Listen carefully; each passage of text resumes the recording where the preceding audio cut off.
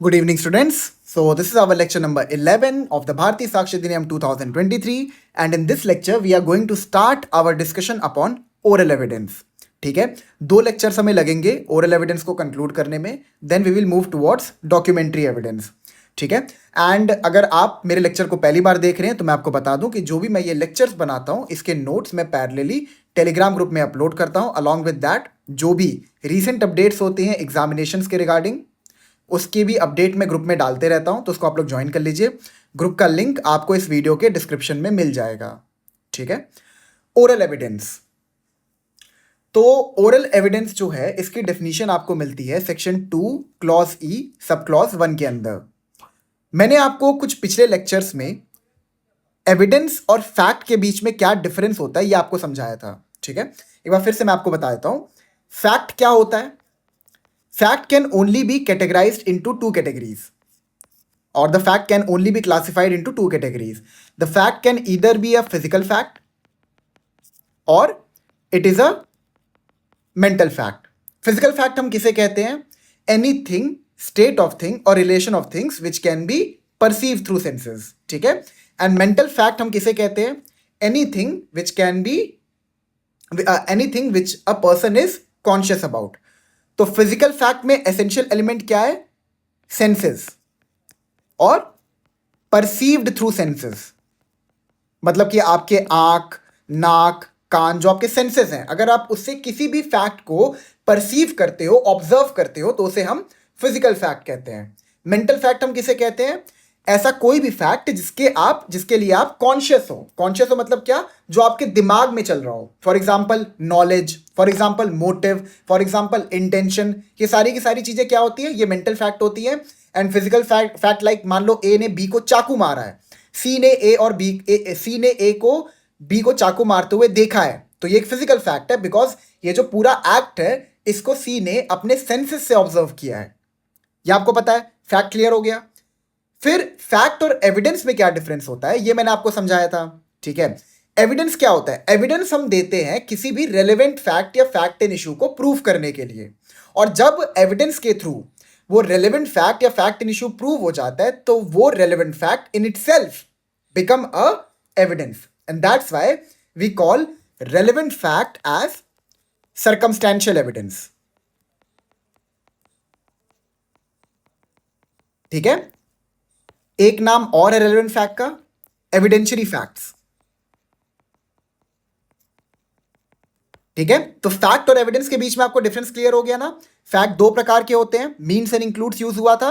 तो यहां पर जो डेफिनेशन है फैक्ट की वो एग्जॉस्टिव है, लेकिन there can be further illustration. Physical fact क्या होता है ये आपको क्लियर हो गया. मेंटल फैक्ट क्या होता है आपको ये क्लियर हो गया. फैक्ट और एविडेंस के बीच में जो डिफरेंस है वो आपको समझ में आ गया कि एविडेंस हम देते हैं फैक्ट को प्रूव करने के लिए, लेकिन जो फैक्ट होता है जब वो प्रूव हो जाता है तो वो अपने आप में भी एक एविडेंस बन जाता है. Is that clear? ठीक है. ओके. सो हम ये कह सकते हैं एक तरीके से लूजली हम ये चीज कह सकते हैं कि प्रूफ जो होता है it is a result of evidence. Proof is a result of evidence. क्या मतलब? आपने एक फैक्ट रेज किया, सेक्शन 141 सबसेक्शन 1 के वर्च्यू से कोर्ट आपसे एक क्वेश्चन कर सकता है कि आप बताइए फैक्ट रेलेवेंट कैसे है. आपने कोर्ट को बता दिया कि अगर ये फैक्ट प्रूव हो जाता है तो ये हमारे केस से रेलेवेंट हो जाएगा. ठीक है. तो अब आपने ये कोर्ट को बता दिया कि ये फैक्ट रेलेवेंट हो सकता है हमारे केस में, तो आपको इस फैक्ट को प्रूव करना पड़ेगा. और आप इसको प्रूव कैसे करोगे? आप इसको प्रूव करोगे एविडेंसेस के थ्रू. और एविडेंसेस जो हैं वो दो प्रकार के होते हैं. It can either be oral और it can either be documentary. ठीक है. अब जब आप एविडेंस दे के किसी फैक्ट को प्रूव कर देते हैं तो वो एक प्रूफ बन जाता है. तो हम इसीलिए कहते हैं proof is a result of evidence and evidence is the means to prove a fact. ठीक है. Proof is a result of evidence and evidence is the means to prove a fact. ये आपको क्लियर है? ठीक है. तो अब हम लोग एविडेंस की डेफिनेशन की तरफ आगे बढ़ते हैं. ठीक है. देखिए एविडेंस क्या कहता है, evidence means and includes, again same definition जो हमने फैक्ट में पढ़ा था, मीन्स एंड इंक्लूड्स मतलब इसका क्या इंटरप्रिटेशन निकल के आएगा, that the definition that the classification is exhaustive but there can be further illustrations. Keep this in mind, मैं अगेन आपको रिपीट कर रहा है ये चीज कि अगर पीटी में आपसे ये पूछता है कि जो एविडेंस की डेफिनेशन है, ठीक है, ये एग्जॉस्टिव इन नेचर है कि नहीं, तो आप क्या बोलोगे, यस इट इज एग्जॉस्टिव, ठीक है। लेकिन मेंस में आपको ये चीज लिखना पड़ेगा कि जो एविडेंस की डेफिनेशन है ये एग्जॉस्टिव तो है but there can be further illustration because the term which has been used is means and includes, ठीक है। अगर सिर्फ मीन्स यूज होता, अगर सपोज एविडेंस की डेफिनेशन में खाली मीन्स यूज होता तो इसका मतलब होता कि वो जो पर्टिकुलर डेफिनेशन है वो पूरी तरह से एग्जॉस्टिव है, ठीक है। अगर सिर्फ मीन्स यूज होता मतलब क्या, that the definition is exhaustive, but जब मीन्स एंड इंक्लूड्स दोनों यूज हो जाता है तो इसका मतलब ये है that the definition is exhaustive लेकिन there can be further illustrations, ठीक है। तो एविडेंस मीन्स एंड इंक्लूड्स, तो यहां पर दो कैटेगरी हमारे पास एविडेंस की निकल के आती है, एक आता है ओरल और एक आता है डॉक्यूमेंट्री। आज की जो हमारी डिस्कशन है वो सिर्फ ओरल एविडेंस के ऊपर है, तो हम उसी के डेफिनेशन को पढ़ते हैं। तो सेक्शन टू सबसेक्शन ई क्लॉज 1 क्या बताता है, आइए पढ़ते हैं।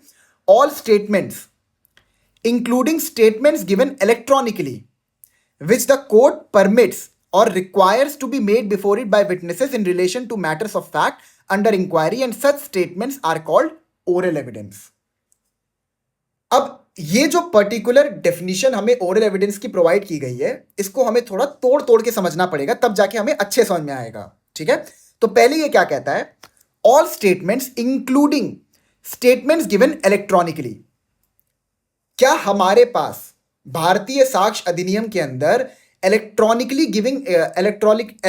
गिवन एविडेंस के रिगार्डिंग कोई डेफिनेशन प्रोवाइड की गई है, नहीं की गई है, ठीक है। लेकिन अगर आप सेक्शन 2 सबसेक्शन 2 को रेफर करते हो, अगर आप सेक्शन 2 सबसेक्शन 2 को रेफर करते हो, ये आपका है सेक्शन 2 सबसेक्शन 1 क्लॉज ई 1, ठीक है, ये आपका एविडेंस का डेफिनेशन यहां पे आपको मिलेगा। अगर आप सेक्शन 2 सबसेक्शन 2 को रेफर करते हो तो वहां पर ये कहा है कि ऐसा कोई भी वर्ड्स एंड एक्सप्रेशन जो बीएसए के अंदर डिफाइंड नहीं है लेकिन वो सेम एक्सप्रेशन जो है वो या तो आईटी एक्ट 2000 के अंदर डिफाइंड है या फिर वो अगर बीएनएसएस के अंदर डिफाइंड है, तो जो भी डेफिनेशन इस पर्टिकुलर लेजिस्लेशन में उस एक्सप्रेशन को दिया गया है वो डेफिनेशन हम लोग भारतीय साक्ष्य अधिनियम पर भी अप्लाई करेंगे, ठीक है। तो यहां पर कहता है all statements including statements given electronically. तो जो ये इलेक्ट्रॉनिकली गिवन स्टेटमेंट है इसकी डेफिनेशन आपको आईटी एक्ट के अंदर मिलेगी। आगे देखते हैं, विच द कोर्ट परमिट्स। नाउ यहां पर यह कहता है कि हर प्रकार के स्टेटमेंट, ऐसे भी स्टेटमेंट जो आप इलेक्ट्रॉनिकली दे रहे हो, that is through audio video electronic means. Audio video electronic means की डेफिनेशन आपको बीएनएसएस के अंदर मिल जाएगी। सेक्शन 2 सबसेक्शन 1 क्लॉज ए जो है बीएनएसएस का वो डिफाइन करता है ऑडियो वीडियो इलेक्ट्रॉनिक मीन्स को, ठीक है।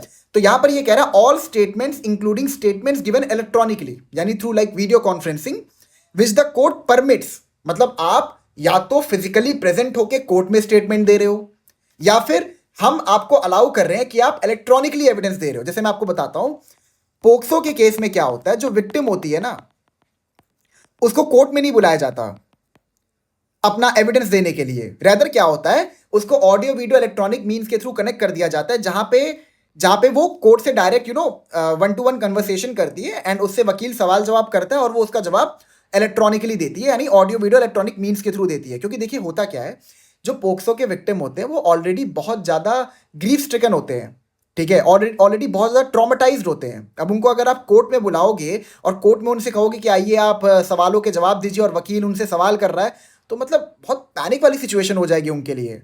And there is a possibility कि अगर ऐसे सिचुएशन में उनको कोर्ट में बुलाया जा रहा है तो वो कुछ इधर उधर का बयान दे दें। तो इट्स बेटर कि उनको एक ऐसा एनवायरनमेंट दिया जाए जहां पे वो कंफर्टेबली अपने स्टेटमेंट्स को दे सकें। दैट्स व्हाई पोक्सो के केसेस में क्या होता है, जो विक्टिम की स्टेटमेंट है उसको हमेशा ही ऑडियो वीडियो इलेक्ट्रॉनिक मीन्स के थ्रू रिकॉर्ड किया जाता है। तो यहां पर क्या कह रहा है, all statements including statements given electronically which the court permits. Now what does this mean, what do we mean by the term permits here? Which the court permits, मतलब आप स्टेटमेंट दे रहे हो लेकिन कोर्ट आपको पहले परमिट करेगा कि आप वो स्टेटमेंट दे सकते हो कि नहीं दे सकते हो। इसका मतलब क्या, देखिए जो term permits section 2 subsection 1 clause ई क्लॉज 1 के अंदर यूज हुआ है, इसका मतलब है कि अगर आप कोर्ट को सेटिस्फाई कर दे रहे हो कि आप सिर्फ एविडेंस दे रहे हो in relation to a relevant fact और a fact in issue, only then the court will permit you to give oral evidence. ठीक है, as a witness you can only testify if you are giving evidence regarding a relevant fact और a fact in issue. तो यहां पर permits का मतलब क्या है कि आपको सिर्फ कोर्ट में अपना अपना जो भी आपका जो बयान है वो आपको देना है रिगार्डिंग अ रेलेवेंट फैक्ट और फैक्ट इन इशू। आगे, और requires. Now what do we mean by requires here? देखिए, प्रोसिक्यूशन होता है, अगर एक क्रिमिनल केस है तो प्रोसिक्यूशन होता है और डिफेंस होता है। ठीक है, दोनों को हम मौका देते हैं कि वो अपने अपने विटनेसेस को बुलाएं अपने केस को स्ट्रॉन्ग करने के लिए। ठीक है, सपोज प्रोसिक्यूशन जो है वो 5 विटनेस बुलाना चाहता है, डिफेंस जो है वो 10 विटनेस बुलाना चाहता है कोर्ट में। ठीक है, लेकिन जो कोर्ट है ना वो सेटिस्फाइड नहीं है इन विटनेसेस से। कोर्ट को लगता है ना कि कोई यहां पर एक ऐसा एसेंशियल विटनेस है जिसकी टेस्टिमनी बहुत इंपॉर्टेंट है, तो कोर्ट जो है वो खुद भी उस पर्टिकुलर पर्सन को बुला सकता है। फॉर एग्जाम्पल मैं आपको बताता हूं, देखिए यहां पे क्या कह रहा है, विच द कोर्ट परमिट्स और रिक्वायर्स टू बी मेड। मतलब कोर्ट चाहता है कि एक इंसान उसके उसके कोर्ट में आए, जज चाहता है कि एक इंसान उसके कोर्ट में आए और अपना बयान दे। तो रिक्वायर्स का मतलब यहां पर क्या है, मैं आपको बताता हूं। सेक्शन 168 को अगर आप पढ़ते हो बीएसए के, तो वहां पर यह कहता है कि जो कोर्ट है, जो जज है आपके, जो आपके मजिस्ट्रेट साहब हैं, वो कोर्ट में जो भी इंसान प्रेजेंट है, भले वो एज ए विटनेस कोर्ट में बुलाया गया हो या नहीं बुलाया गया हो, कोई भी इंसान जो उस टाइम पे कोर्ट के प्रेमाइसेस में प्रेजेंट है, उसको जज बोल सकता है कि मेरे को आपसे सवाल जवाब करना, आप कटघरे में आइए, या फिर at very that moment court उसको खड़ा करके बोल सकता है कि मेरे इन सवालों का जवाब दीजिए। जज को हमने बहुत सारी पावर दी है बीएसए के अंदर, क्योंकि मैंने आपको एक चीज पहले बताया था कि पहले जो प्रिंसिपल फॉलो होता था वो ये था कि दैट द जज should be a mute Spectator. जज जो है उसको एक म्यूट स्पेक्टेटर रहना चाहिए और जो दोनों पार्टीज हैं बस उनके कंटेंशंस को सुन के जजमेंट देना चाहिए। लेकिन अब जो जो हमारे जो लॉज हैं वो जज को ये डायरेक्शन देते हैं कि अब आपको एक म्यूट स्पेक्टेटर नहीं रहना है, रैदर आपको एक्टिवली प्रोसीडिंग में पार्टिसिपेट करना है ताकि आप ट्रुथ को बाहर निकाल सके। तो सेक्शन 168 की जो जनरल लैंग्वेज है सबसेक्शन 1 की, वो ये कहता है कि कोर्ट जो है वो किसी भी बंदे को एट एनी टाइम कुछ भी क्वेश्चन कर सकता है अगर वो कोर्ट में प्रेजेंट है तो। Is that clear? ठीक है, और मैं आपको बताता हूं, अब ये तो वो सिचुएशन हो गए जहां पर कोर्ट अगर कोई बंदा, ये तो वो सिचुएशन हो गए जहां पर जज अगर कोई बंदा कोर्ट में प्रेजेंट है तब उससे क्वेश्चन कर सकता है।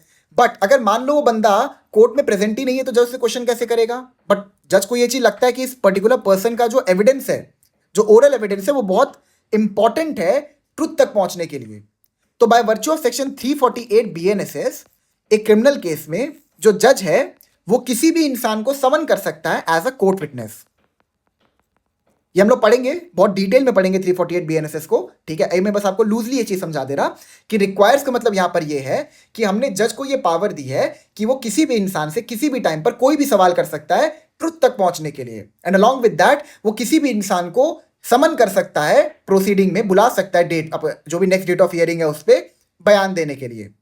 ठीक है, क्रिमिनल केसेस में आपके पास 348 बीएनएसएस है और सिविल केसेस में आपके पास ऑर्डर 26 सीपीसी है, जिसके अंदर जज जो है वो किसी भी इंसान को एक सिविल केस में एज ए कोर्ट विटनेस समन कर सकता है। Is that clear?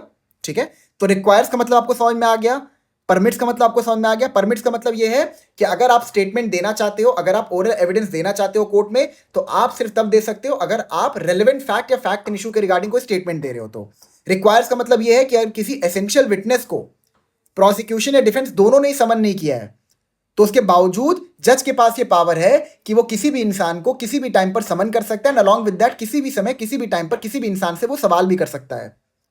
ठीक है, आगे, all statements including statements given electronically which the court permits और requires to be made before it by witnesses in relation to matters of fact. Now matter of fact का मतलब क्या है? यहां पर मैटर ऑफ फैक्ट का मतलब एकदम क्लियरली यही है कि आपसे हम सिर्फ यही चाहते हैं कि आप रेलेवेंट फैक्ट और फैक्ट इन इशू के रिगार्डिंग ही स्टेटमेंट दीजिए। किसी भी इरेलेवेंट फैक्ट या किसी भी ऐसी बात को आप कोर्ट में मत बोलिए जो हमारे केस से रेलेवेंस नहीं रखती हो। ठीक है, इसका मतलब ये कोई भी no other fact can be involve in a proceeding. ठीक है, इज दैट क्लियर? अगेन एक बार इसको पढ़ते हैं। All statements including statements given electronically आपको समझ में आ गया, ऑडियो वीडियो इलेक्ट्रॉनिक मीन्स के through, which the court permits का मतलब क्या है कि आप स्टेटमेंट तभी दे सकते हो अगर आप रेलेवेंट फैक्ट या फैक्ट इन इशू के रिगार्डिंग दे रहे हो। और requires to be made, requires का मतलब यह है कि अगर आपने किसी विटनेस को कोर्ट में नहीं बुलाया है तब भी कोर्ट उसको समन कर सकती है by virtue of section 168 read with section 348 of BNSS. ठीक है, to be made before it by witnesses in relation to matters of fact. Matters of fact का मतलब क्या है कि अगर आपको स्टेटमेंट देना है तो आप सिर्फ और सिर्फ रेलेवेंट फैक्ट और फैक्ट इन इशू का ही दोगे। Under inquiry and such statements are called oral evidence. अब यहां पर ये थोड़ा सा ना कंफ्यूजन क्रिएट करेगा। क्यों करेगा मैं आपको बताता हूं, फिर इसको पढ़ते हैं। All statements including statements given electronically which the court permits or requires to be made before it by witnesses in relation to matters of fact. Under inquiry, the matters of fact which are under inquiry. The matters of fact which are under inquiry. अब आपको यहां पे कोई problem दिख रही है? शायद नहीं दिख रही होगी। मैं आपको एक प्रॉब्लम निकाल के देता हूं। देखिए, हमने क्या पढ़ा था, हमने जब अपनी डिस्कशन शुरू की थी बीएसए के रिगार्डिंग, तो हमने क्या समझा था कि बीएसए की एप्लीकेशन कब शुरू होती है? बीएसए की एप्लीकेशन शुरू होती है at the stage of trial. ठीक है, क्या आपको इंक्वायरी की डेफिनेशन बीएसए के अंदर मिलती है? नहीं मिलती। क्या आपको इंक्वायरी की डेफिनेशन कहीं और मिलती है? मिलती है। कहां मिलती है? बीएनएसएस के अंदर। बीएनएसएस के अंदर सेक्शन 2 क्लॉज के जो है वो डिफाइन करता है कि इंक्वायरी क्या होता है। और इंक्वायरी को बहुत ही सिंपली सेक्शन 2 क्लॉज के ने ऐसे डिफाइन किया है कि inquiry is anything other than trial. Other than trial. Now what does this mean? Other than trial. Inquiry is anything other than trial. जैसे मैं आपको बताता हूं, एक क्रिमिनल केस को हम लोग एग्जांपल लेते हैं। देखिए, सेक्शन 173 बीएनएसएस के अंदर एक एफआईआर दर्ज की गई।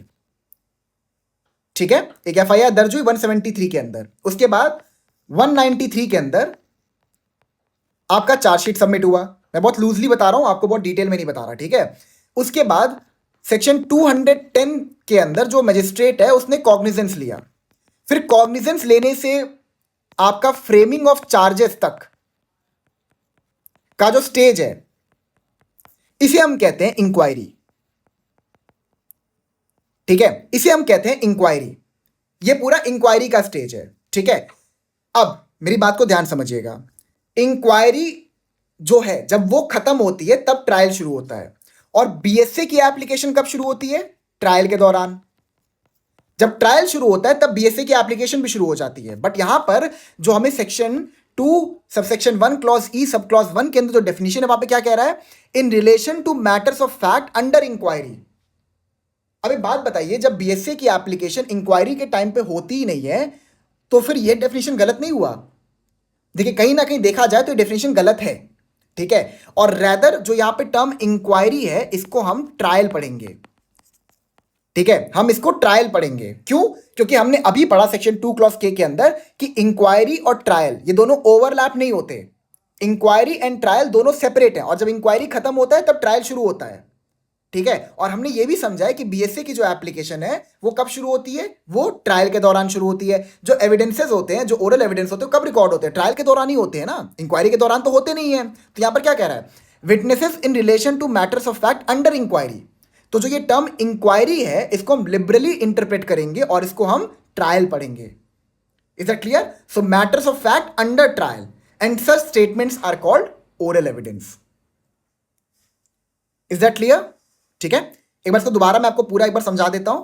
ऑल स्टेटमेंट्स, हर प्रकार के बयान, इंक्लूडिंग स्टेटमेंट्स गिवन इलेक्ट्रॉनिकली, ऐसे बयान भी जो आप इलेक्ट्रॉनिकली दे रहे हो, that is through audio video electronic means, which the court permits. मतलब आपको कोर्ट परमिट कर रहा है कि आप बयान दे सकते हो क्योंकि आप बयान देना चाहते हो रिगार्डिंग अ रेलेवेंट फैक्ट और फैक्ट इन इशू। और requires to be made before it, मतलब कोई विटनेस है जो कि बहुत एसेंशियल है, उसको कोर्ट में समन नहीं किया गया है, कोई पार्टी उसको समन नहीं की है, तो कोर्ट के पास by virtue of section 168 BSA, section 348 BNSS and order 26 of CPC, court के पास ये पावर है कि वो उसको समन कर सकते हैं। I am so sorry, it's not order 26, it's order 16। मेरे को लग रहा था मैं कुछ गलत बता रहा हूं आपको। It's order 16 of BNSS, order 16 rule 14 sorry CPC, ठीक है। ऑर्डर 16 रूल 14 CPC, इसको आप एक बार देख लेना। उसमें ये लिखा हुआ है कि एक सिविल ट्रायल में जो कोर्ट है वो किसी इंसान को समन कर सकती है एज अ कोर्ट विटनेस, ठीक है। हाँ, made before it by witnesses in relation to matters of fact under inquiry and such statements are called oral evidence. Clear हो गया आपको? तो परमिट्स का मतलब क्या है? रेलेवेंट फैक्ट और fact in issue.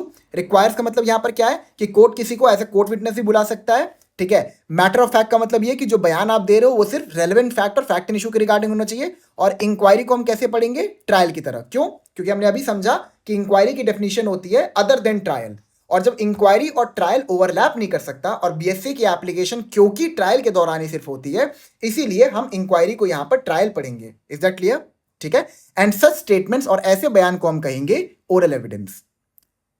Is that clear? अब इसमें एक चीज और रह गया है, all statements including statements given electronically which the court permits. अब यहां पर जो ये टर्म कोर्ट है ना, इसको भी आप थोड़ा लिबरली इंटरप्रेट करोगे, इसको बहुत ही स्ट्रिक्टली आपको इंटरप्रेट नहीं करना है। क्यों? क्योंकि मैंने आपको ये चीज पहले भी बताया है कि एविडेंस रिकॉर्ड करने के लिए कोर्ट कमीशंस को भी फॉर्म कर सकता है, ठीक है। कमीशंस, या फिर हम इसको कह सकते हैं लोकल कमिश्नर। ये क्या होते हैं? लोकल कमिश्नर्स को हम कहते हैं एक एक्सटेंशन ऑफ कोर्ट। ये मैंने आपको जब सेक्शन 1 की डेफिनेशन पढ़ाई थी वहां आपको बताया था। I am so sorry, section 2 subsection 1 clause A, जहां पर आपको कोर्ट की डेफिनेशन मिली है, वहां पे मैंने आपको इसे पढ़ाया था, दोबारा आपको बता दे रहा हूं। देखिए, कमीशंस, लोकल कमिश्नर, इनको हम कहते हैं एक्सटेंशन ऑफ कोर्ट। कई बार क्या होता है, ठीक है, कई बार क्या होता है मैं आपको बताता हूं। जैसे जो विटनेसेस की स्टेटमेंट होती है, सपोज 10 विटनेस है, अब अगर 10 विटनेस को कोर्ट में एग्जामिन किया जाएगा तो उससे कोर्ट का बहुत सारा टाइम वेस्ट होगा। तो कोर्ट क्या करता है ना, एक लोकल कमिश्नर को अपॉइंट कर देता है कि ये लोकल कमिश्नर है, आप इसके पास इस डेट को जाना, और जितने भी विटनेसेस की स्टेटमेंट है इसको ये रिकॉर्ड कर लेगा, और रिकॉर्ड करके जो भी स्टेटमेंट है वो लाके कोर्ट में सबमिट कर देगा। इससे क्या होता है, कोर्ट का जो प्रीशियस टाइम है वो बचता है। तो जो लोकल कमिश्नर्स अपॉइंट होते हैं विटनेसेस की स्टेटमेंट को रिकॉर्ड करने के लिए, वो भी कोर्ट की डेफिनेशन के अंदर ही कवर होंगे। सिर्फ यही लोकल कमिश्नर्स का काम नहीं होता है, साथ ही साथ क्या होता है ना, कई बार कोई प्रॉपर्टी है उसका मुआवना करना है कि उसका एरिया कितना है, वो प्रॉपर्टी में क्या डिस्प्यूट है, कैसे है, क्या नहीं है, उसके लिए भी कई बार कमीशंस को अपॉइंट किया जाता है कि आप जाइए और उस पर्टिकुलर प्रॉपर्टी को इंस्पेक्ट करके आइए। या फिर सपोज अगर मान लो कोई प्रॉपर्टी है उसको बेचवाना है, ठीक है, डिक्री पास हो गई थी, एग्जीक्यूशन के स्टेज पे है, प्रॉपर्टी को बेचवाना है कोर्ट को, ठीक है, तो उसको बेचवाने के लिए भी कोर्ट जो है वो कमीशन बना सकता है। अब जज साहब थोड़ी ना खुद जाके उसका ऑक्शन करेंगे और उसको बेचवाएंगे। वो क्या करेंगे, एक कमीशन अपॉइंट कर देंगे और उस कमीशन की रिस्पॉन्सिबिलिटी होगी कि वो उस प्रॉपर्टी को बेचे। Is that clear? ठीक है। और ये भी आप समझ लीजिए कि जो कमिश्नर होता है ना, it can be any person, ठीक है। मतलब यूजुअली अगर आपको एविडेंस रिकॉर्ड कराना है तो वहां पर तो कोई एडवोकेट ही होगा, लोकल कमिश्नर, लेकिन लाइक छोटे मोटे काम के लिए ना कई बार जज जो है वो एक लोकल कमिश्नर एक इंडिविजुअल को बना सकता है, एक प्राइवेट पर्सन को बना सकता है। वो कैसे बना सकता है वो लोग CPC के अंदर पढ़ेंगे, ठीक है। तो आई होप आपको सेक्शन 2 जो ये आपको यहाँ पर ओरल एविडेंस की डेफिनेशन है ये क्लियर हो गई होगी। एक लास्ट टाइम इसको पढ़ लेते हैं फिर आगे बढ़ते हैं, ठीक है। All statements including statements given electronically, that is through audio video electronic means which the court permits. हमने ये भी समझा कि जो कोर्ट है उसको हम लिबरल इंटरप्रिटेशन देंगे, और यहाँ पे कमिश्नर्स और कमीशंस को भी हम इंक्लूड करेंगे। विच द कोर्ट परमिट्स और requires to be made before it by witnesses in relation to matters of fact under inquiry, and such statements are called oral evidence. और यहाँ पे जो टर्म इंक्वायरी है इसको हम ट्रायल पढ़ेंगे, क्योंकि इंक्वायरी की जो डेफिनेशन हमें BNSS के अंदर मिलती है वो क्या कहता है कि inquiry is anything other than trial. Is that clear? ठीक है। अब नेक्स्ट, आपने ये सुना होगा, कई बार आपने मूवीज में भी देखा होगा कि जब भी कोई विटनेस बयान देने आता है, ठीक है, जब भी कोई विटनेस बयान देने आता है तो उससे पहले उसका हाथ गीता के ऊपर रखवाते हैं, या फिर जिस भी रिलीजियस होली बुक में वो बिलीव करता है, लाइक गीता, कुरान या फिर बाइबल वगैरह जो भी है, जिस भी रिलीजन को बिलोंग करता है, उसकी धार्मिक किताब के ऊपर उसका हाथ रखवाते हैं और उससे कसम खिलवाते हैं कि वो जो कहेगा सच कहेगा और सच के सिवा कुछ नहीं कहेगा। ये तो आपको पता होगा, ठीक है। अब मुझे बात बताइए, जो ओथ वाली बात है, ये जो ओथ वाली बात है ये आपको बीएसए के अंदर किस सेक्शन के अंदर मिलती है? कहीं पर नहीं मिलेगी, ठीक है, ये आपको कहीं नहीं मिलेगा ये, लेकिन मैं आपको बता दे रहा हूं कि ओरल एविडेंस जो होता है वो ऑन ओथ ही होता है, ठीक है। अब मैं आपको बताता हूं कि ये ओथ वाली बात आपको कहां मिलेगी। इसके लिए आपको रेफर करना पड़ेगा oaths act 1969 and specifically section 4, ठीक है। सेक्शन 4 जो है it deals with oaths to witnesses, interpreters and jurors, ठीक है। सेक्शन 4 ये बताता है कि जो भी विटनेस कोर्ट में स्टेटमेंट देने के लिए आया है, टेस्टिमनी देने के लिए आया है, पहले उससे ओथ लिया जाएगा कि वो जो कहेगा सच कहेगा, ठीक है। अब सपोज ये हम करते क्यों है, ये ओथ वाला सिस्टम हमने लगाया ही क्यों है, ठीक है। देखो, एक तो हम मोरल ऑब्लिगेशन भी डालते हैं कि आप अपनी धार्मिक किताब के ऊपर हाथ रख के झूठ नहीं बोलोगे, लेकिन साथ ही साथ यहाँ पे क्रिमिनल रिस्पॉन्सिबिलिटी भी हम डालते हैं कि अगर एक बार आप स्टेटमेंट ओथ पे दे रहे हो और ये बाद में हमें पता चला कि आप झूठ कह रहे थे, ठीक है, अगर हमें ये पता चलता है कि आपने ओथ पर झूठी स्टेटमेंट दी है, तो हम आपके अगेंस्ट में सेक्शन 229 बीएनएस के अंदर प्रोसिक्यूशन चालू कर सकते हैं for lying on oath, for giving false testimony on oath, for giving false statement on oath, ठीक है। इसका करस्पॉन्डिंग सेक्शन आपको मिल जाएगा सेक्शन 193 आईपीसी के अंदर। अब क्योंकि बीएनएस हमारा फोर्स में है तो हम आईपीसी को करस्पॉन्डिंग लेते हैं, दैट वुड बी बेटर, ठीक है। तो 229 बीएनएस के अंदर अगर आप ओथ पर झूठ बोलते हो, अगर आप फॉल्स एविडेंस देते हो कोर्ट में, तो इसके लिए हम आपको पनिश भी कर सकते हैं, that's why oath is important, ठीक है। तो बीएसए जो है वो ओथ के रिगार्डिंग कहीं बात नहीं करता है, लेकिन जो ओथ्स एक्ट 1969 है उसका सेक्शन 4 ये कहता है कि जो भी टेस्टिमनी एक विटनेस देगा, जो भी स्टेटमेंट कोर्ट में एक विटनेस देगा, वो ऑन ओथ होना चाहिए, और अगर ऑन ओथ आप फॉल्स एविडेंस देते हो तो we can initiate a prosecution under section 229 of BNS. Is that clear? Next, अब यहां पे क्या कह रहे हैं भाई, देख लीजिए, oaths through witnesses, interpreters and jurors. Interpreter कौन होता है? मान लो कोई बंदा है, ठीक है, वो उस पर्टिकुलर एरिया की लोकल लैंग्वेज से अवेयर नहीं है, मान लो कोई ट्राइबल पर्सन है, उसको बयान देना है, ठीक है। अब जो उसकी लैंग्वेज है ना, उसको इंटरप्रेट करने के लिए, जो वो स्टेटमेंट दे रहा है उसको कोर्ट की लैंग्वेज में इंटरप्रेट करने के लिए हम एक इंटरप्रेटर को बुलाते हैं। तो इंटरप्रेटर को समझ में आ रहा है कि सामने वाला बंदा क्या कह रहा है, लेकिन कोर्ट को तो समझ में नहीं आ रहा है कि सामने वाला बंदा क्या बोल रहा है, तो हम इंटरप्रेटर से भी ओथ लेते हैं कि आप जो भी इंटरप्रिटेशन निकालोगे यहां पर इस बंदे की लैंग्वेज का, वो सच होना चाहिए। अगर झूठ निकला तो कल को हम आपको धरेंगे, आपको पकड़ेंगे, ठीक है। नेक्स्ट है ज्यूरर्स। ज्यूरर्स क्या होता है? चलिए इसकी भी थोड़ी आपको थोड़ी डिस्कशन ज्यूरर्स के ऊपर भी कर लेते हैं। ज्यूरर्स मतलब यहां पर है ज्यूरी ट्रायल। जो ज्यूरी मेंबर्स होते हैं ना, उनको हम ज्यूरर्स कहते हैं। जैसे मैं आपको बताऊं, 1959 में ये जो आपका ज्यूरी ट्रायल वाला सिस्टम है ना, इस पे क्वेश्चन उठना शुरू हो गया था, एंड फाइनली जो सीआरपीसी 1973 आया था, उसने ऑल टुगेदर ज्यूरी ट्रायल को अबॉलिश कर दिया, ठीक है। मैं आपको बताता हूं बेसिकली क्या हुआ था। आपने वो मूवी देखी है रुस्तम? देखी होगी, मतलब मोस्टली लोगों ने देखी होगी, ठीक है। जो रुस्तम मूवी है उसका जो जजमेंट था उसका नाम था KM Nanavati versus state of Maharashtra, 1959 Supreme Court, ठीक है। इस केस में क्या हुआ था, बहुत लूजली हम लोग समझ लेते हैं। क्या हुआ था कि ट्रायल कोर्ट ने एक्यूज्ड को एक्विट कर दिया था, इवन दो उस बंदे ने कोर्ट में अपना क्राइम कन्फेस किया था कि हाँ मैंने ही ये क्राइम किया, मैंने ही ग्रेव एंड सडन प्रोवोकेशन के अंदर, मतलब उसका डिफेंस ये था कि जो ये एक्ट हुआ है it was under grave and sudden provocation, ठीक है। और उसने बोला कि मैंने अपने सेंसेस में उस इंसान को गोली मारा और मैंने उसका मर्डर किया है। उसके बावजूद क्या हुआ था कि जो ज्यूरी थी उसने उसको माफ कर दिया। जैसे यूएस में अभी भी ज्यूरी ट्रायल चलता है, ठीक है, इंडिया में इसको अबॉलिश कर दिया गया। और क्यों अबॉलिश किया गया? Because of KM Nanavati versus state of Maharashtra, ठीक है। अब हुआ क्या, मैं आपको बताता हूं। अब उस बंदे का कोर्ट में तो ट्रायल चल रहा था, साथ में मीडिया ट्रायल भी चल रहा था, लेकिन मीडिया ट्रायल में वो जीत गया, and because of that media sensationalization and public emotion, because of media sensationalization and public emotion के थ्रू जो वो इंसान था, मतलब जो एक्यूज था, वो एक्विट हो गया, ज्यूरी ने उसको एक्विट कर दिया, ठीक है। तो क्या होता था मैं आपको बताता हूँ, ज्यूरी मेंबर्स होते थे 12 लोग होते थे, 12 या 15 लोग होते थे ज्यूरी मेंबर्स, ठीक है। वो बैठते थे, वो पूरी प्रोसीडिंग को सुनते थे, एंड लास्ट में वो अपना जजमेंट देते थे। तो अगर वो मेजॉरिटी कह रहे हैं कि ये बंदा जो है इसको इसके क्राइम की सजा नहीं देनी चाहिए, तो ज्यूरी की बात को सुना जाता था। फिर क्या हुआ, अब देखो बंदा कन्फेस कर रहा है कोर्ट में कि मैंने क्राइम किया है, उसके बावजूद ज्यूरी ने उसको एक्विट कर दिया।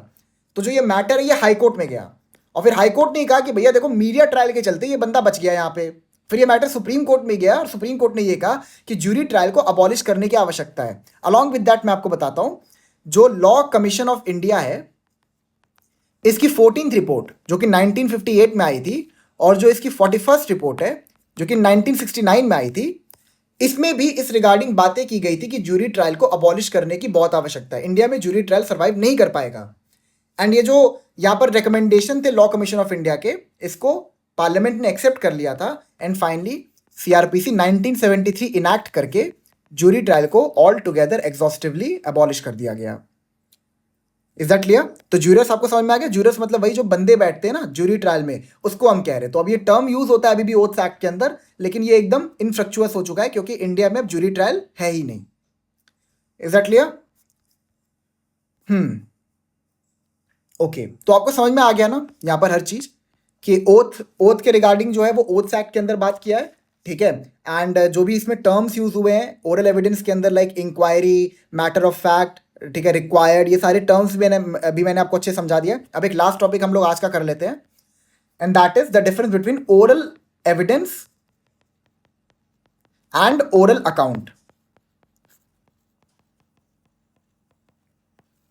ठीक है, oral evidence and oral account. Oral evidence तो आपको काफी तक समझ में आ गया होगा क्या है, ठीक है।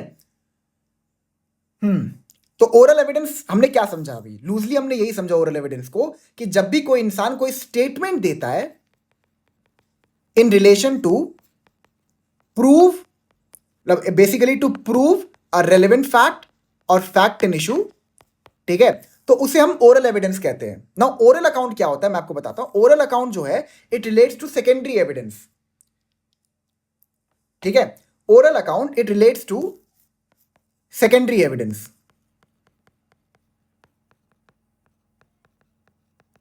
ठीक है। कैसे रिलेट करता है मैं आपको समझाता हूं। देखिए होता क्या है कि अगर मान लो आप, अच्छा आपको ये पता ना कि primary evidence and secondary evidence में क्या डिफरेंस होता है। देखिए अगर कोई भी डॉक्यूमेंट है जिस पर एक पार्टी रिलाई करना चाहती है, तो कोर्ट में उसको उस ओरिजिनल डॉक्यूमेंट को ही प्रोड्यूस करना पड़ेगा एज एन एविडेंस, अगर वो उस डॉक्यूमेंट पे रिलाई करना चाहती है तो, और इसको हम कहते हैं प्राइमरी एविडेंस, ठीक है। सेकेंडरी एविडेंस हम ये कहते हैं कि अगर मान लो ओरिजिनल डॉक्यूमेंट डिस्ट्रॉय हो गई है या फिर लॉस्ट हो गई है, तो उस सिचुएशन में हम आपको अलाउ कर रहे हैं कि आप सेकेंडरी एविडेंस भी कोर्ट में प्रोड्यूस कर सकते हो, ठीक है। सेकेंडरी एविडेंस क्या हो सकता है? जो ओरिजिनल डॉक्यूमेंट है उसकी एक फोटोकॉपी, ठीक है, उसकी एक फोटोकॉपी। अलॉन्ग विद दैट एक होता है ओरल अकाउंट। ओरल अकाउंट का मतलब ये होता है यहां पर कि मान लो एक डॉक्यूमेंट है, ठीक है, वो डॉक्यूमेंट जो है that document in itself is a primary evidence. Now what has happened is that primary evidence has been destroyed. Suppose ये जो ओरिजिनल डॉक्यूमेंट था ये आग में डिस्ट्रॉय हो गया। अब किसी इंसान ने, किसी इंडिविजुअल ने इस डॉक्यूमेंट के जो कंटेंट्स थे, मतलब जो भी इस डॉक्यूमेंट में लिखा हुआ था, जो कंटेंट्स थे उसको पढ़ा था, ठीक है, उसको पढ़ा था। तो जो भी कंटेंट्स उसने उस डॉक्यूमेंट में पढ़ा था वो आके वो कोर्ट में प्रोड्यूस कर सकता है इन सिचुएशन जहां पे वो डॉक्यूमेंट अवेलेबल ना हो, ठीक है। जहां पर वो डॉक्यूमेंट अवेलेबल ना हो तो वो कंटेंट्स, यानी जो भी उस डॉक्यूमेंट के कंटेंट्स थे उसका अकाउंट दे सकता है, जिसको ही हम कहते हैं oral account. Is that clear?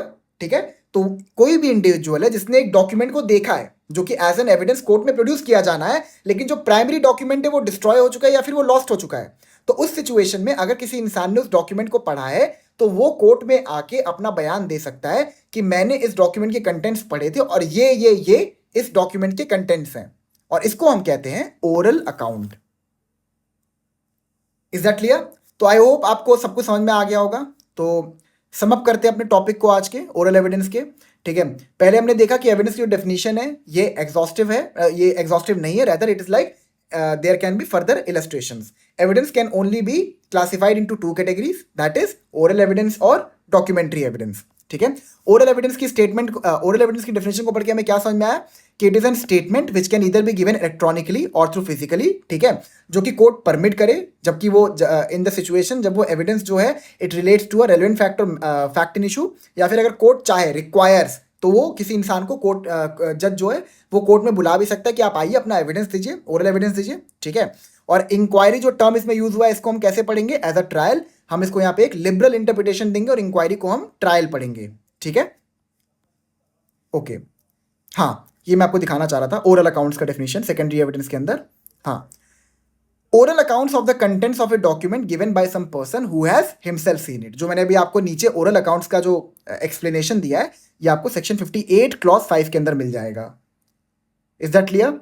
ठीक है, चलिए फिर that is all for today. Thank you so much. कोई भी डाउट हो आप उसको कमेंट सेक्शन में मेंशन कर सकते हैं, मैं उसको क्लियर कर दूंगा, ठीक है। एंड जल्दी आपको बीएनएस के लेक्चर भी मिलना शुरू हो जाएंगे। पैरेलली मैं बीएससी एंड बीएनएस दोनों पढ़ाते रहूंगा, ठीक है। So thank you so much, I will meet you in the next lecture.